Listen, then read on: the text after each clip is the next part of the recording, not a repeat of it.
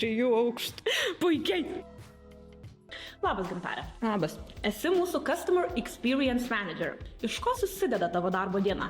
Tai dienų iš tikrųjų nėra vienodų, visos yra skirtingos. Esu atsakinga už procesus, už kliento visą apsipirkimo kelionę, už tai, kad būtų teisingai sudėliota tiek kliento patirtis, tiek ir mūsų visų kliento aptarnavimo skyriaus darbuotojų veikla. Kuo tau pačiai patinka tavo darbas? Nėra nei vienos vienodos dienos iš tikrųjų, tai yra įvairiausių iššūkių, kuriuos tenka spręsti. Patinka labai bendrauti ir su filipiniečių komanda, pamatyti kitokį požiūrį į problemas, pamatyti galbūt tokį labiau atsipalaidavusi požiūrį į viską.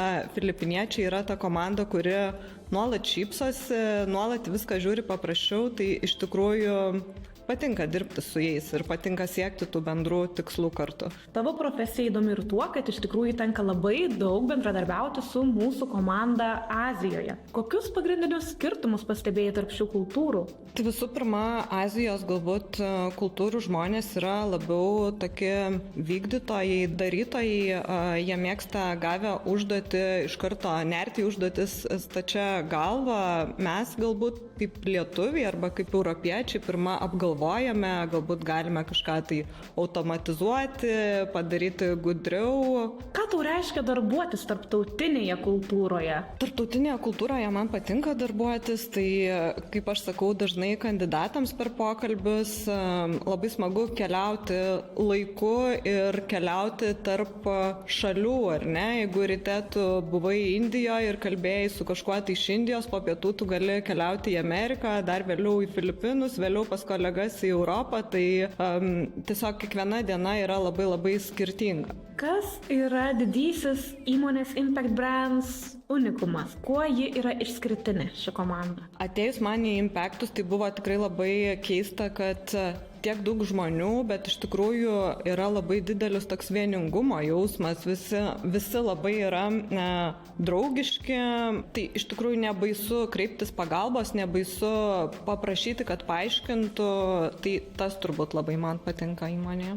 Tai jeigu reikėtų išsirinkti dalykus, kurie tau labiausiai patinka čianais darbuojantis, kokie jie būtų? Tai visų pirma, tai man labiausiai, aišku, patinka pats darbo pobūdis, tai ką darau, tai kad nėra vienodų dienų, mano atsakomybės visos, aišku, patinka ir veiklos įvairiausios, workationai, svečiai mūsų įmonės, patinka kolektyvas, komanda patinka. Kokios akimirkos, kokios patirtys tau įsiminė labiausiai? Gal nėra čia tokia labai linksma kažkokia istorija, bet pavasarį, kai dar turėjom sniego visai nemažai, tai filipiniečiai, jie dažnai, kai prisijungia, nesupranta, kodėl tu taip šiltai apsirengus. Ir jie vis nuolat klausinėja, tai koks čia pas jūs oras, nes mes prisijungiam su storiausiais megztiniais, filipiniečiai ten vėjeliai pučia, kondicionieriai pas juos, ar ne?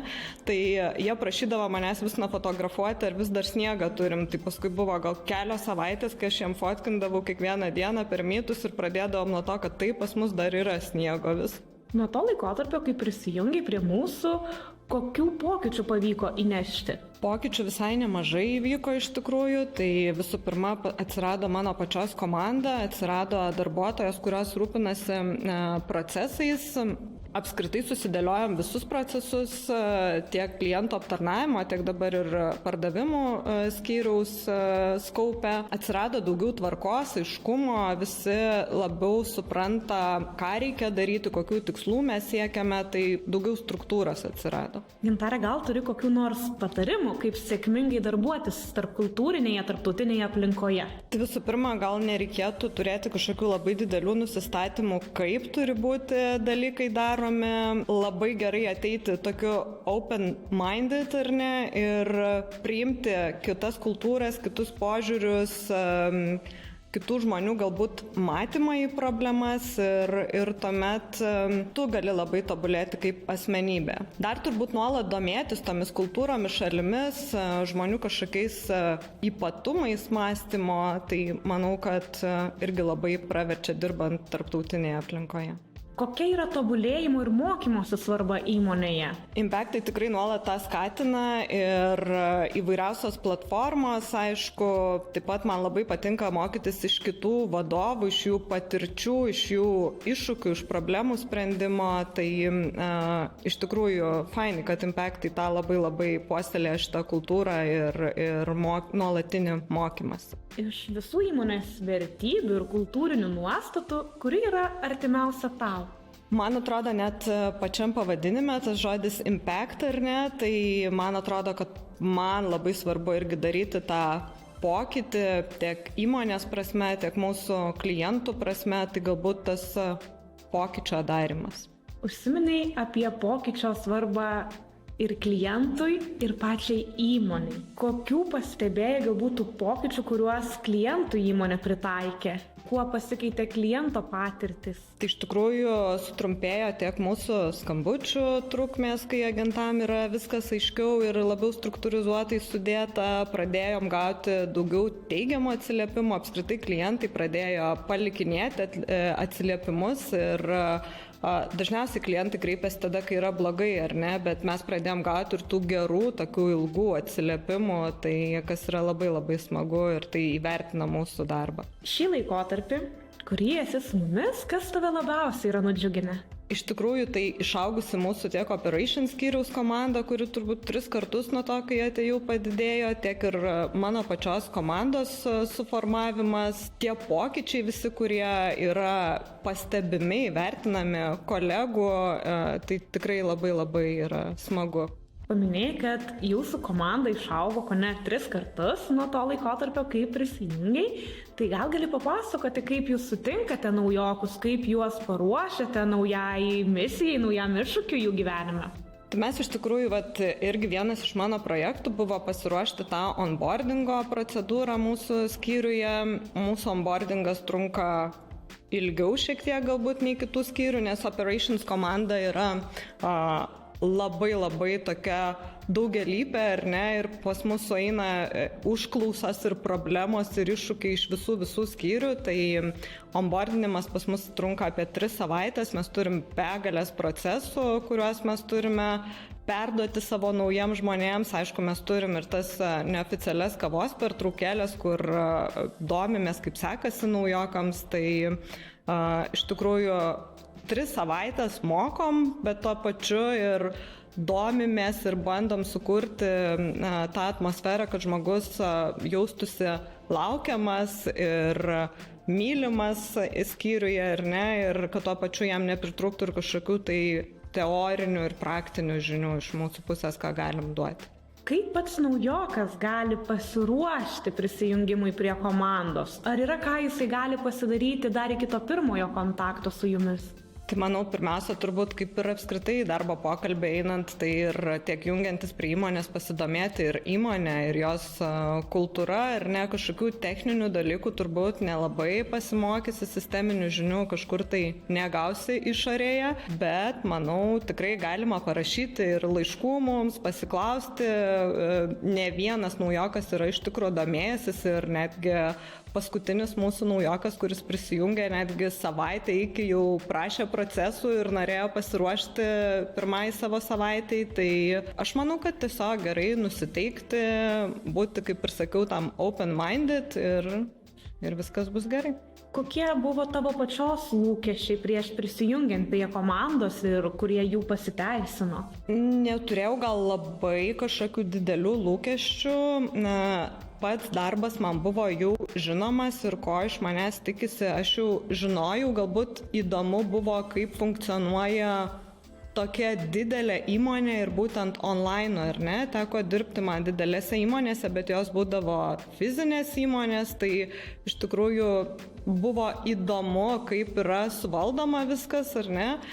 Bet, kaip ir sakiau, atėjau be didelių lūkesčių, iš tikrųjų norėdama dirbti tai, kas patinka, bet Jeigu ir būčiau turėjęs tų lūkesčių, turbūt su kaupu būtų viskas atsipirkę, nes iš tikrųjų tiek draugiškas kolektyvas, tiek ir visos karjeros galimybės, ar ne, tiek ir visi workationai ir team buildingai, tai tikrai labai, labai fainai ir viskas su kaupu turbūt pranoksta, jeigu ir turėčiau kažkokių tai lūkesčių. O kaip tau pačiai sekėsi pasiruošti tam nuotoliniam darbui? Tai iš tikrųjų ta nuotolinio darbo patirtis man nebuvo visiškai naujiena, jau prieš tai kelis metus teko freelancinti. Tai buvo gal netgi vienas iš kriterijų, kodėl jungiausi prie Impactų, vat būtent dėl šio nuotolinio darbo galimybės. Kaip vertini įmonės vidinę kultūrą? Kokia ji tau pasirodė?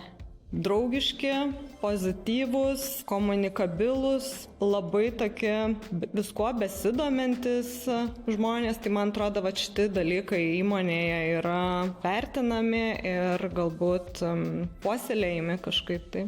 Kas tave pačią labiausiai motyvuoja įmonėje? Pirmiausia, tai aišku darbo pobūdis, man labai patinka tai ką darau ir tos, kaip ir sakiau, iššūkių kupinos dienos, ar ne, visą laiką skirtingos. Lygiai taip pat patinka ir išvykos mūsų, ir team buildingai, kuriuose prisigalvojam įvairiausios veiklos ir galimybė kaip asmenybei tobulėti, ar ne, nes darbas su kitomis kultūromis reikalauja irgi ir įvairiausių žinių, ir tam tikro galbūt kantrybės kartais paugdymo, ar ne, tai šitie dalykai. Gintarė, ko norėtum palinkėti savo komandai?